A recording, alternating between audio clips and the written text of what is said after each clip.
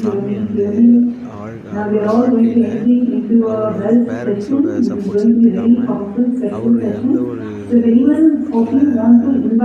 வழி வழியாக வந்த சொத்துக்களை எதையும் எடுத்துக்காமல் அவரே வந்து எப்படி வந்து தனியாக ஆரம்பித்து இப்போ இருக்காரு அப்படின்றத சொன்னார். அதாவது வந்து எப்படின்னா அவர் அதையே எடுத்திருந்தாலுமே ஒன்றுமே இதாக இருக்காது, இவ்வளோ பெருசாக ஆயிருக்காது. சாமி என்ன சொல்கிறாருன்னா, அந்த மாதிரி பூர்வீக சொத்து எடுத்து ஒரு இது வந்து ஒரு ஆன்மீக இது வந்து அது வந்து நிற்க போகிறதும் இல்லை அப்படின்றது எனக்கு தெரியும் அப்படின்ற மாதிரி சொன்னார். அதாவது வந்து அப்படி எடுத்திருந்தாருனாலும் அவர் ஒன்றும் பெருசாக தெரிஞ்சிருக்க மாட்டார்.